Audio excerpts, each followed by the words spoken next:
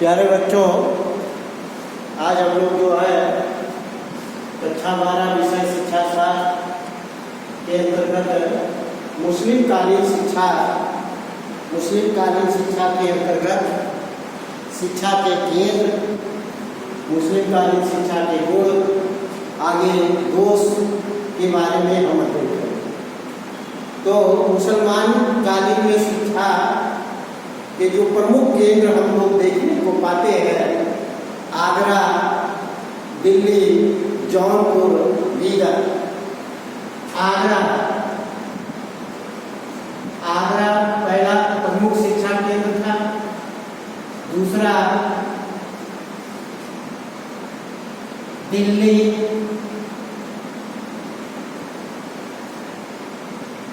तीसरा जौनपुर,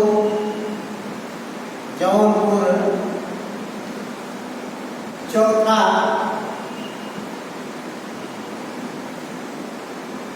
बीदर है, ये दक्षिण भारत में।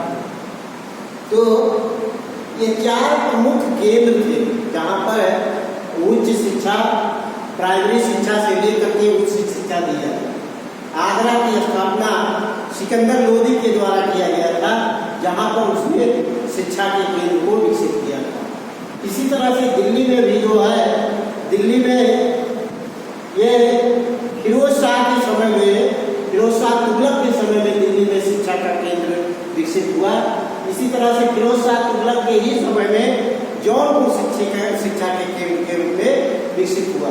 बीदर महमूद गवां नामक व्यक्ति के समय काल में जो है, बीदर में जो है मुस्लिमकालीन शिक्षा का नीति विकसित हुआ।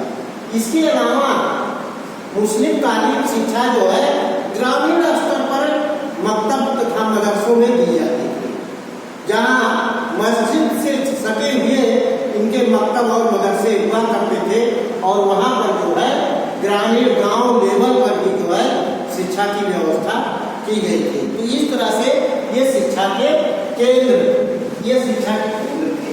आगे शिक्षा के गुण, मुस्लिमकालीन शिक्षा के गुण के बारे में हम लोग अध्ययन करेंगे। तो मुस्लिमकालीन शिक्षा के गुण बहुत सारे गुण हैं। जैसे पहला अनिवार्य शिक्षा। मुस्लिमकालीन शिक्षा जो है सभी बच्चों को अनिवार्य शिक्षा दी जाती है। मुसलमानों में जो है बच्चा, जैसा आपके इसके पूर्व बताया गया, 4 साल 4 माह 4 दिन का जब हो जाता था, उसे मकतब में भेजने का काम बिस्मिल्लाह रस्म के द्वारा जो है उनकी मकतब में भेजने का काम किया जाता था। इस तरह से उसे अनिवार्य रूप से शिक्षा दी जाती थी। धार्मिक एवं लौकिक शिक्षा। मुस्लिमकालीन शिक्षा में धार्मिक और लौकिक शिक्षा पर बल दिया गया। लेकिन धार्मिक और लौकिक है, मुसलमान शासकों का यह सबसे बड़ा उद्देश्य था कि इस्लाम धर्म का प्रचार प्रसार करना। इसलिए जो है ये धार्मिक एवं लौकिक शिक्षा का जो है व्यवस्था की गई थी, अथवा धार्मिक शिक्षा और लौकिक शिक्षा पर बल दिया गया था। तीसरा निःशुल्क शिक्षा। मुस्लिमकालीन शिक्षा के दौरान वहाँ पर निःशुल्क शिक्षा दी जाती थी। निःशुल्क उस क्षेत्र में जो भी संपन्न लोग होते थे, वह संपन्न लोगों के द्वारा जो है शिक्षा के केंद्र को चलाए जाते थे, संचालित किए जाते थे, और विद्यार्थियों से जो है कोई भी शुल्क नहीं लिया जाता था। ये निःशुल्क शिक्षा की व्यवस्था थी। ये सबसे बड़ा गुण है। शिक्षा संस्थाओं का उपयुक्त वातावरण। मुस्लिमकालीन शिक्षा में जो शिक्षण संस्थाएं थे, उसमें उपयुक्त वातावरण था। होता क्या था, मदरसे और मकतब में जो है छात्रावास भी होते, और उन छात्रावास में एक साथ गुरु और विद्यार्थी दोनों रहते थे। इसलिए जो है उसका वातावरण उपयुक्त होता था, और गुरु जो है वातावरण को बनाए रखने के लिए निरंतर प्रयास करते थे। इस कारण शिक्षण संस्थाओं का उपयुक्त वातावरण हुआ करता था। व्यापक पाठ्यक्रम। मुसलमान कालीन में जो है शिक्षा के व्यापक पाठ्यक्रम थे। धर्म शिक्षा के साथ अथवा धार्मिक शिक्षा के, धार्मिक ग्रंथों की शिक्षा के साथ गणित की शिक्षा दी जाती थी, विज्ञान की शिक्षा दी जाती थी, ज्योतिष की शिक्षा दी जाती थी, संगीत की शिक्षा दी जाती थी, नृत्य कला की शिक्षा दी जाती थी, वास्तुकला, चित्रकला, यानी कि व्यापक सिलेबस हुआ करता था जो बड़े पैमाने पर शिक्षा देने का काम इस तरह से व्यापक पाठ्यक्रम यानी कि मुसलमान कालीन में शिक्षा का था। छठा, व्यावहारिक शिक्षा। मुसलमान कालीन की जो शिक्षा थी एक तरह से यह व्यावहारिक शिक्षा के रूप में दी जाती थी। इसे मानव जीवन अपने व्यवहार में उतार सके और अपने जीवन को बेहतर जी सके, इसके लिए जो है व्यावहारिक शिक्षा की व्यवस्था की गई थी। पुरस्कार एवं छात्रवृत्ति, पुरस्कार और छात्रवृत्ति मुसलमान कालीन शिक्षा में जो है, जो अच्छे बच्चे पढ़ने में ठीक बच्चे होते थे, तेज होते थे, ऐसे बच्चों को जो है पुरस्कार भी दिए जाते थे और छात्रवृत्ति भी दी जाती थी, स्कॉलरशिप भी दी जाती थी। तो ये यानी कि मुस्लिम कालीन शिक्षा के गुण के रूप में जो है पुरस्कार और छात्रवृत्ति की व्यवस्था। चरित्र निर्माण, मुस्लिम कालीन शिक्षा का जो उद्देश्य अथवा मुस्लिम कालीन शिक्षा का जो गुण चरित्र निर्माण का, क्योंकि विद्यार्थी और शिक्षक एक साथ होने के कारण विद्यार्थियों के चरित्र का अच्छा निर्माण हो सके, ये निरंतर जो है शिक्षक के द्वारा प्रयास किया जाता था। इसलिए जो है उनका चरित्र अथवा नैतिकता पर बल दे करके जो है चरित्र निर्माण का कार्य किया जाता था। व्यक्तिगत संपर्क, मुस्लिम कालीन शिक्षा में जैसे मदरसों के छात्रावास में दूर दराज से विद्यार्थी आते थे और उन विद्यार्थियों का एक दूसरे से व्यक्तिगत संपर्क स्थापित होता था, यह यानी कि व्यक्तिगत संपर्क स्थापित होता था, इसलिए जो है व्यक्तिगत संपर्क पर बल दिया जाता था। सरल साहित्य का विकास,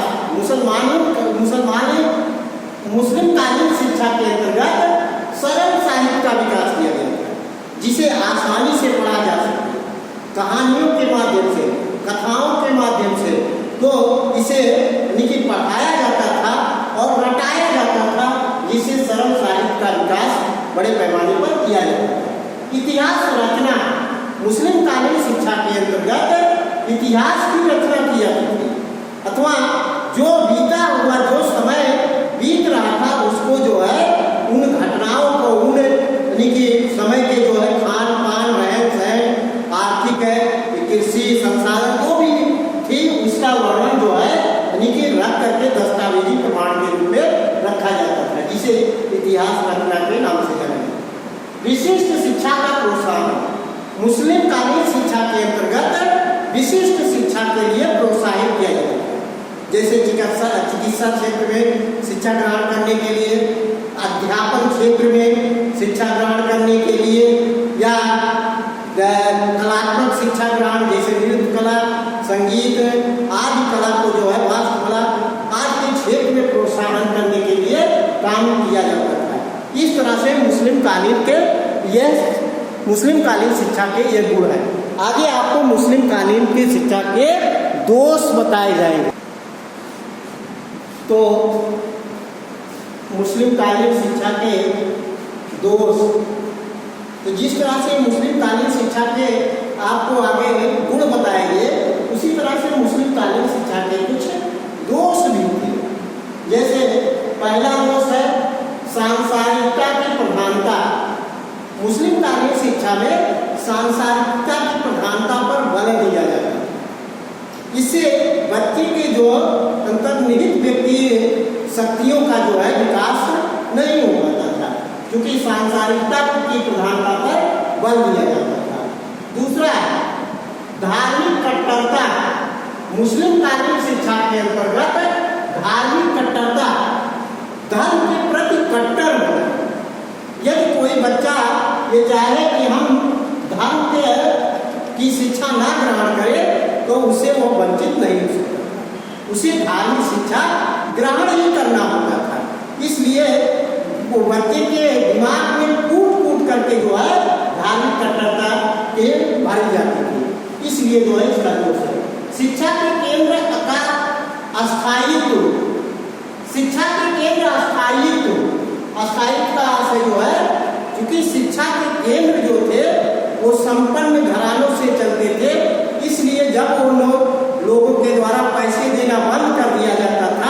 तो शिक्षा का केंद्र जो है टूट जाता था अथवा वो समाप्त हो जाता था केंद्र। इस तरह से अस्थायित्व नहीं था अथवा अस्थायित्व था, देखिए स्थिर नहीं था शिक्षा का केंद्र। तो वो जब तक वो वहाँ के संपन्न लोग धन देते थे अथवा पैसे की व्यवस्था करते थे तब तक ही शिक्षा चलती थी। अगला जनसाधारण की शिक्षा का अभाव, जनसाधारण की शिक्षा का इसमें अभाव पाया जाता है। जनसाधारण की शिक्षा जैसे सभी लोगों को जो है शिक्षा, क्योंकि मुस्लिम कालीन शिक्षा में जो इस्लाम को मानने वाले लोग थे उसमें 90% से अधिक जो है वही लोग शिक्षा ग्रहण करते थे, इसलिए जनसाधारण की शिक्षा का अभाव था। अमनोवैज्ञानिकता, मुस्लिम कालीन शिक्षा में अमनोवैज्ञानिकता, व्यक्ति के मन में क्या चल रहा है, व्यक्ति के मन के अनुसार जो है शिक्षा ग्रहण करने की अब छूट नहीं थी, इसलिए अमनोवैज्ञानिकता पाई जाती थी। स्त्री शिक्षा की उपेक्षा, मुस्लिम कालीन शिक्षा में जिस तरह से वैदिक कालीन शिक्षा में स्त्रियों को शिक्षा से वंचित रखा गया था, यहाँ मुस्लिम कालीन शिक्षा में स्त्रियों को शिक्षा से वंचित रखा गया था। कुछ बड़े घरानों अथवा राज परिवार के लोगों को जो है ही महिलाएं शिक्षा ग्रहण करती थी। इस तरह से स्त्री शिक्षा की उपेक्षा की जाती थी। शारीरिक दंड की प्रधानता, मुस्लिम कालीन शिक्षा में कठोर दंड दिए जाते थे, वो शारीरिक रूप से कठोर दंड दिए जाते थे जिससे बच्चों का जो है मनोबल टूट जाता था और वो शिक्षा बीच में ही छोड़ देते थे। लेखन व पाठन के समन्वय का अभाव, यानी कि मुस्लिम कालीन शिक्षा का लेखन और पाठन के समन्वय का अभाव था। इस तरह से यह लेखन पाठन में कोई समन्वय स्थापित नहीं था, आपस में कोऑर्डिनेशन नहीं था। इस तरह से जो है यह अभाव एक दोष के रूप में माना जाता है। अरबी फारसी की प्रधानता, मुस्लिम कालीन शिक्षा के अंतर्गत जो शिक्षा की भाषा थी वो अरबी फारसी भाषा में दी जाती थी। इस कारण से जो है अलग अलग प्रांतों की जो स्थानीय भाषा में लोग शिक्षा ग्रहण करना चाहते थे वो लोग शिक्षा से वंचित हो जाते थे, अरबी फारसी में ही क्योंकि शिक्षा दी जाती थी। दोषपूर्ण पाठ्यक्रम, मुस्लिम कालीन शिक्षा के अंतर्गत पाठ्यक्रम दोषपूर्ण थे। इस तरह से जो है यह जो मुस्लिम कालीन शिक्षा है के बहुत सारे दोष भी थे। तो प्यारे बच्चों, आज हम यहीं पर समाप्त करते हैं। यह पाठ जो है अथवा मध्यकालीन शिक्षा यहीं पर समाप्त होता है। अगला अध्याय अगले दिन बताया